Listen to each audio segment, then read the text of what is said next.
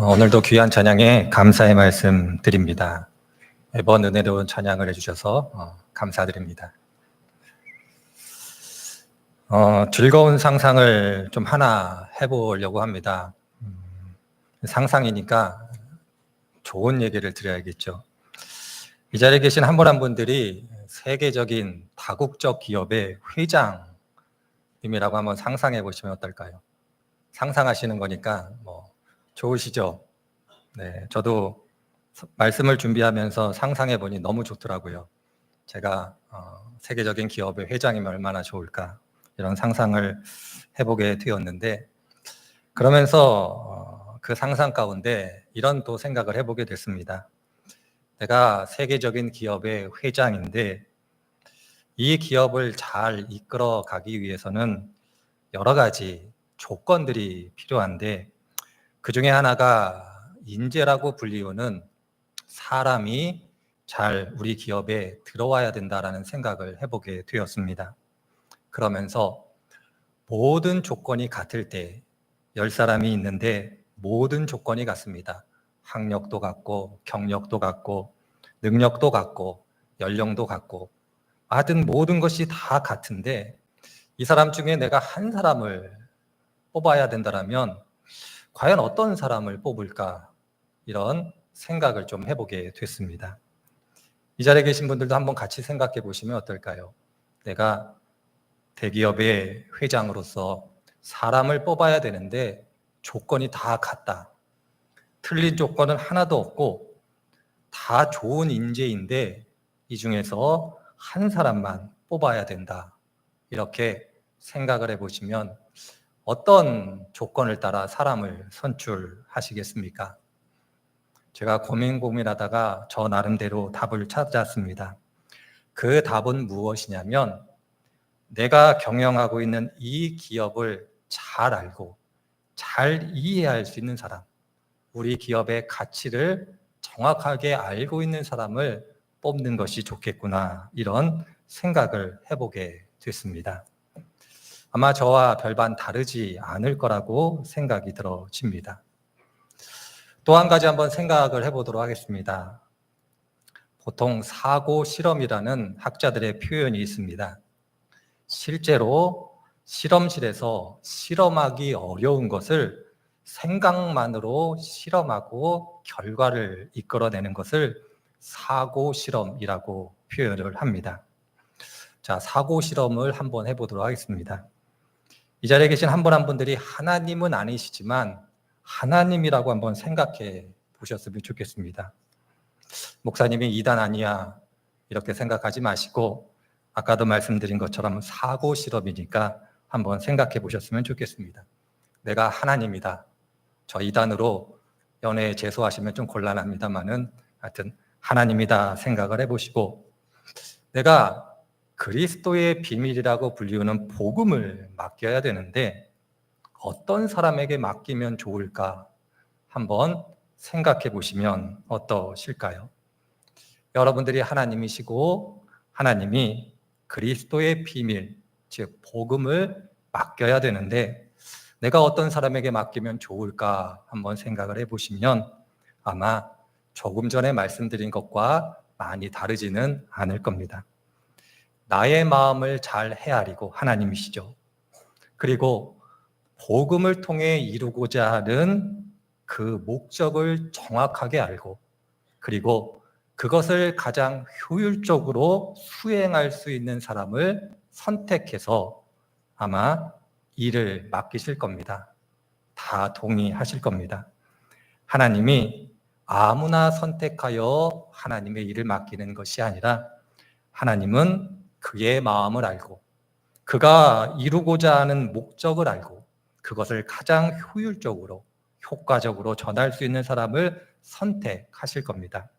그리고 만일 그러한 자격이 없다라면 누군가를 불러서 그러한 사람으로 만들어 가실 겁니다. 그것이 성경이 우리들에게 가르쳐주는 중요한 내용입니다. 아마 이것을 가장 잘 표현하고 있는 말씀이 고린도전서 4장에 있는 말씀입니다. 고린도전서 4장 1절과 2절을 보면 다음과 같이 기록되어져 있습니다. 사람이 마땅히 우리를 그리스도의 일꾼이요 하나님의 비밀을 맡은 자로 여길지어다.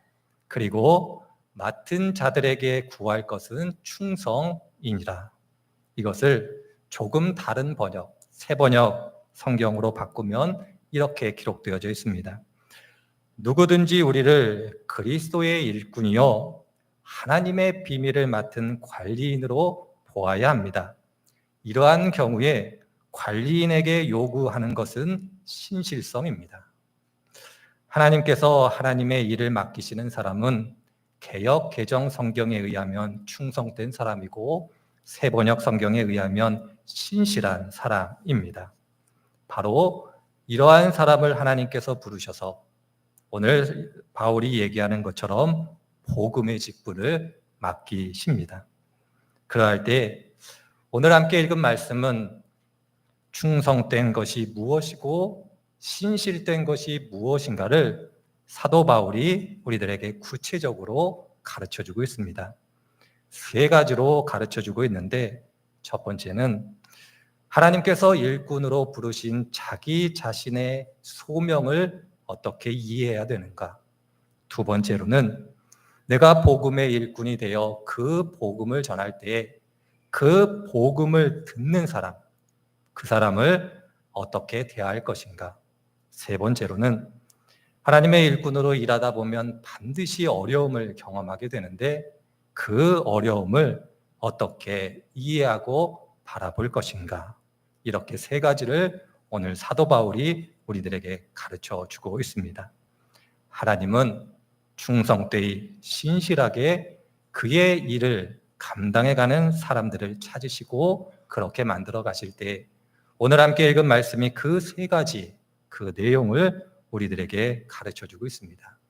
하나하나 살펴보면 다음과 같습니다. 첫 번째로 우리들이 먼저 알아야 될 것은 사도 바울은 참으로 유능하고 탁월한 사람이었다는 겁니다. 빌립보서 3장을 보면 바울을 반대했던 사람들에게 사도 바울이 이야기하는 장면이 등장합니다. 사도 바울이 빌립보서 3장에서 이렇게 자신의 이야기를 시작합니다.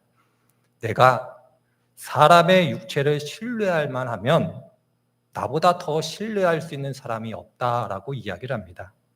이것을 좀 다른 표현으로 얘기하자면 인간의 조건을 따라 이야기하자면 나보다 더 뛰어난 사람이 없다라고 그렇게 자신 있게 이야기를 합니다. 나는 8일 만에 할례를 받았고 이스라엘 족속 중에서 베냐민 족속이고 히브리인 중에 히브리인이고 율법으로는 바리새인이고 율법의 의로는 흠이 없다. 더 나아가 로마의 시민권자다. 이렇게까지 이해를 합니다. 인간의 조건만 따지자면 나보다 더 나은 사람이 있냐? 그렇게 당당하게 바울이 자기 자신을 표현하고 있고 그런 의미 속에서 하나님의 복음을 전할 때 당당하게 모든 사람이 부끄러워하는 복음일 수 있으나 당당하게 전하고 있는 바울을 보게 됩니다. 그럼에도 불구하고 하나님 앞에서 자기 자신이 하나님의 그 소명을 받았다라는 그 마음 속에서는 그가 그의 대적자들에게 당당하게 말했던 것과는 전혀 다른 바울의 모습을 보게 됩니다. 오늘 함께 읽은 말씀 속에 바울은 이렇게 자신의 소명을 이해하고 있습니다. 모든 성도들보다 지극히 작은 자였다. 그러나 하나님께서 나를 불쌍히 여기시고 은혜를 주셔서 하나님의 일꾼이 되었다라고 그렇게 고백하고 있습니다. 사람의 조건을 따라 이야기하자면 나는 부족한 것이 없다. 그러나 내가 그 사람의 능력을 따라 일꾼이 된 것이 아니라 지극히 작은 자이나 하나님의 은혜를 따라 일꾼이 되었다. 이렇게 고백하고 있습니다. 바울이 이렇게 고백할 수밖에 없었던 이유는 다른 데 있지 않습니다. 그가 하나님의 교회를 핍박하던 자였기 때문에 그러합니다.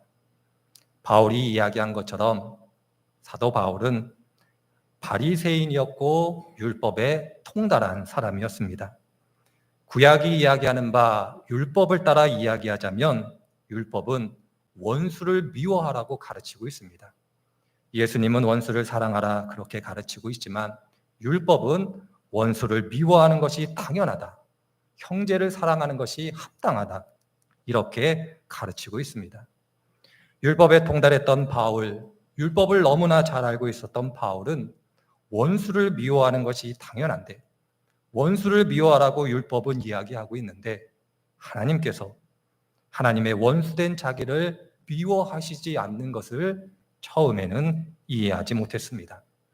하나님의 깊은 사랑을 알고 그의 사랑을 깨달아가며 율법이 이야기하는 것과 다른 하나님을 만나게 되었고 결과적으로 바울은 그가 하나님의 일꾼 된 것을 하나님의 은혜로밖에 설명할 길이 없었습니다. 바로 이것이 첫 번째로 하나님께서 하나님의 일을 맡기신 사람의 모습이고 특징입니다. 저도 여러분들도 바울의 모습과 다르지 않다라고 생각이 들어집니다. 하나님을 모르던 시절, 아니 하나님을 알고 믿는 시절 때때로 하나님의 원수처럼 행합니다. 율법에 따르면 그 원수를 미워하는 것이 맞겠으나 하나님은 미워하시지 않고 오히려 사랑을 베풀어 주십니다.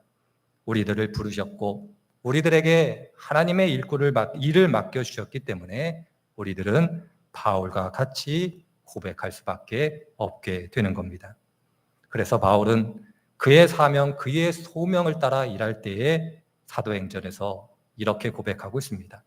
내가 이 일을 감당하는 데 있어서는 나의 생명을 조금도 귀한 것으로 여기지 아니할 거다. 하나님의 사랑을 알고 그의 은총을 알았기 때문에 그의 소명을 이해하고 있는 바울의 모습, 바로 이것이 하나님께서 그의 일꾼을 부르시는 첫 번째 기준임을 기억해야 할 겁니다. 두 번째로는 하나님의 일꾼으로 하나님의 복음을 감당해 갈 때에 그 복음을 듣는 사람들, 그 사람들을 내가 어떻게 만나고 그 사람들에게 어떠한 태도를 가질 것인가 오늘 본문의 말씀이 가르쳐주고 있습니다. 사도 바울은 고린도전서에서 많은 스승이 있지만 나는 스승이 되지 않고 너희들을 복음으로 낳았다라고 그렇게 고백하고 있습니다. 선생이 되지 말고 부모가 되라고. 이 고백, 이 말씀은 많은 의미를 담고 있습니다마는 저는 어린 아이를 양육해 본 부모님의 심정이라면 이 말이 어떤 의미인지 정확하게 아시리라 생각이 들어집니다.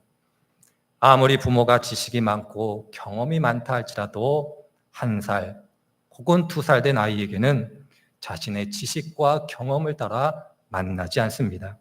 그 아이가 이해할 수 있는 방식으로, 그 아이가 받아들일 수 있는 방식으로, 그 아이가 느낄 수 있는 방식으로 다가가지 자신이 가지고 있는 전문성을 가지고 그 아이에게 다가가지 않습니다. 이 표현을 가장 잘 표현하고 있는 것이 고린도전서 9장 19절 이하의 말씀입니다. 조금 길지만 제가 천천히 읽어갈 때에 같이 말씀을 보셨으면 좋겠습니다. 나는 어느 누구에게도 얽매이지 않는 자유로운 몸이지만 많은 사람을 얻으려고 스스로 모든 사람의 종이 되었습니다. 유대 사람들에게는 내가 유대 사람을 얻으려고 유대 사람과 같이 되었습니다. 율법 아래에 있는 사람들에게는 내가 율법 아래에 있지 않으면서도 율법 아래에 있는 사람들을 얻으려고 율법 아래에 있는 사람과 같이 되었습니다. 율법이 없이 사는 사람들에게는 내가 하나님의 율법이 없이 사는 사람이 아니라 그리스도의 율법 안에서 사는 사람이지만 율법이 없이 사는 사람들을 얻으려고 율법이 없이 사는 사람과 같이 되었습니다. 믿음이 약한 사람에게는 내가 약한 사람들을 얻으려고 약한 사람이 되었습니다. 나는 모든 사람에게 모든 모양의 인물이 되었습니다. 그것은 내가 어떻게 해서든지 그들 가운데서 몇 사람이라도 구원하려는 것입니다. 오늘 사도 바울이 우리들에게 가르쳐 주고 있는 것, 복음을 맡은 일꾼으로 그 일꾼으로서 역할을 감당해 갈 때 그가 만나는 사람들을 어떻게 만나야 되는지를 우리들에게 가르쳐 주고 있습니다. 내가 어떻게 해서든지 그들 가운데 몇 사람이라도 구원하기 위하여 내가 그들과 같은 사람이 되었다. 내가 율법을 알고 율법을 지키지만 율법을 모르는 사람들을 위해서는 율법이 없는 사람들과 같이 되었고, 그 사람들이 낮은 자리에 있다라면 낮은 자가 되었고, 그가 처한 상황, 그 상황에 내가 애써 맞추려 하였다. 이렇게 고백하고 있습니다. 바울이 하나님의 말씀을 모르고 진리를 모르고 하나님께서 원하시는 것을 몰라 그렇게 한 것이 아니라 몇 사람이라도 구원하기 위하여 그렇게 했다라고 바울이 우리들에게 가르쳐주고 있습니다. 저는 이것을 기다림이라는 단어로 바꾸어 말씀드려보고 싶습니다. 하나님의 복음을 전하는 일꾼은 기다리는 사람입니다. 조급해하지 않고 작은 변화에 감격하고 언젠가 온전해질 것을 소망함으로 기다리는 사람. 바로 이것이 복음을 맡은 사람의 모습입니다. 목회 사역을 하다 보면 그리고 신앙의 여정 가운데 저희들이 기다리지 못할 때가 너무나 많이 있습니다. 잘못했다라고 말씀드리는 것이 아니라 속히 어떤 열매를 맺었으면 좋겠다라는 마음 속에서 기다리지 못하고 조급해할 때가 많이 있습니다. 그러나 성경은 우리들에게 무엇을 가르치고 있습니까? 하나님께서 우리들을 오래 참으신 것처럼, 오래 기다리신 것처럼 우리들도 하나님의 일을 맡아 감당할 때에 그러한 마음이 있어야 된다라고 우리들에게 가르쳐주고 있습니다.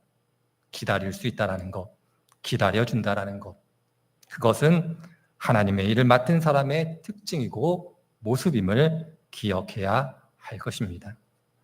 세 번째로, 우리들이 하나님의 일을 경험할 때 만나게 되는 어려움을 어떻게 바라볼 것인가의 문제입니다. 성경을 읽어보시면 여러분들이 잘 아시겠습니다만은 그리스도인들이 어려움을 경험하는 경우는 세 가지로 요약할 수 있습니다. 죄의 문제이거나 믿음의 시험의 문제이거나 사탄의 방해, 그 세 가지 경우 우리들이 어려움을 경험할 수 있습니다. 죄의 문제에 따른 어려움이면 회개하라고 가르치고 있고, 믿음의 시험이거든 소망 가운데 인내하라고 가르치고 있습니다. 하나님의 일, 하나님의 의로움을 따라 일하기 때문에 마귀의 방해가 있으면 그때는 기뻐하고 감사하라고 그렇게 가르치고 있습니다. 오늘 바울이 이야기하는 바는 바로 이 세 번째입니다. 내가 복음의 일꾼으로서 하나님의 일을 감당해 갈 때에 어려움이 있다. 그러나 그것은 내 죄의 문제도 아니고 시험의 문제도 아니고 이것은 내가 옳은 일, 하나님께서 기뻐하시는 일에 대한 증거이기 때문에 나는 기뻐하고 즐거워하고 감사한다. 이렇게 표현하고 있습니다. 그래서 13절에서 사도 바울이 에베소 교회 교인들에게 이렇게 권면하고 있는 겁니다. 환난을 당할 때 낙심하지 말라. 내가 어려움을 경험하는 것을 통해서 너희들 낙심하지 말라. 오히려 그것이 너희의 영광이 된다. 이렇게 이야기할 수 있는 겁니다. 예수님도 뭐라고 말씀하셨습니까? 너희들을 욕하고 박해할 때 기뻐하라. 너희의 상급이 크다라고 말씀하고 계시지 않습니까? 하나님의 일을 감당하다 보면 어려움을 경험합니다. 그것이 정말 하나님의 일이고 옳은 일이라면 어려운 일이겠습니다만은 기뻐하고 감사하라고, 하나님의 상급이 있기 때문에 그러하라고 성경이 우리들에게 이야기해주고 있습니다. 바로 이것이 오늘 말씀을 통해서 하나님께서 일꾼을 부르시고 그 일꾼을 어떻게 만들어 가시는가, 그리고 어떤 사람이 하나님의 일꾼이 될 수 있는가를 우리들에게 가르쳐주고 있습니다. 이러한 사람들로 인하여 교회는 세워져 가는 것이고 교회는 아름답게 변화되어져 가는 겁니다. 보통 이렇게 표현합니다. 교회 안에 작은 교회가 있다. 많이 들어보신 표현일 겁니다. 교회 안에 작은 교회가 있다. 큰 교회가 세워지는 것, 그것은 작은 교회가 세워질 때 가능하게 된다. 그렇게 이야기를 합니다. 작은 교회, 그 교회는 일반적으로 소그룹이라고 표현을 합니다. 감리교적 용어로 바꾸면 속회겠지요. 교회 안에 있는 작은 교회, 곧 속회, 소그룹이라고 불리우는 것이 세워지면 교회는 든든히 서간다라고 말씀드릴 수 있을 겁니다. 2024년이 시작되어졌고 이제 저희들이 기도하며 소그룹, 속회를 개편하려고 합니다. 이 자리에 계신 한 분 한 분들께서 그 모임에 열심히 참여해 주셨으면 좋겠습니다. 그리고 속회 리더로 부탁을 받으시면 바울과 같이 고백함으로 그 역할을 감당해 주셨으면 고맙겠습니다. 하나님께서 은혜로 나를 일꾼 삼으셨구나. 말할 수 없는 은총 가운데 나를 부르셨구나. 그렇게 고백하심으로 감당해 주셨으면 좋겠습니다. 그리고 속회에 속하신 한 분 한 분들께서는 서로에게 부모의 마음으로 오래 기다려주시는 그런 분들이 되셨으면 좋겠습니다. 소망 가운데 기다리면 언젠가 그 사람이 하나님 보실 때의 아름다운 신앙의 모습을 갖게 될 겁니다. 그리고 속회로 모이시고 속으로 모이실 때에 어려운 일이 있으시거든 그것이 오히려 하나님께서 은혜 주시고 상급 주시고자 하는 기회로 바꾸어 가셨으면 좋겠습니다. 바로 이러할 때 교회는 든든히 서가게 되고 교회 안에 작은 교회로서 하나님께서 주신 역할을 잘 감당해 가실 수 있으실 겁니다. 분명한 것은 하나님께서 우리들을 부르셨고 각 사람에게 하나님의 복음을 맡겨주셨고 일꾼으로 부르셨기 때문에 우리들이 그 일을 감당해 가야 되고 감당해 갈 때 우리들을 새롭게 하시는 하나님을 만나고 경험하게 되실 겁니다. 저희 대신교회 2024년 많은 것을 앞에 두고 있습니다. 그러할 때 먼저 교회 안에 작은 교회라고 불리는 속회가 하나님 안에서 복된 속회가 되시기를 주의 이름으로 축원을 드립니다. 기도하겠습니다. 하나님, 오늘도 저희들에게 귀하고 복된 날 허락해 주시고 오늘도 말씀 가운데 귀한 교훈을 주시니 감사드립니다. 오늘 주신 말씀 기억하게 하시고 이 말씀을 따라 살아갈 때 능력 주시는 하나님을 경험하게 하여 주옵소서. 감사드리며 예수님의 이름으로 기도드립니다. 아멘.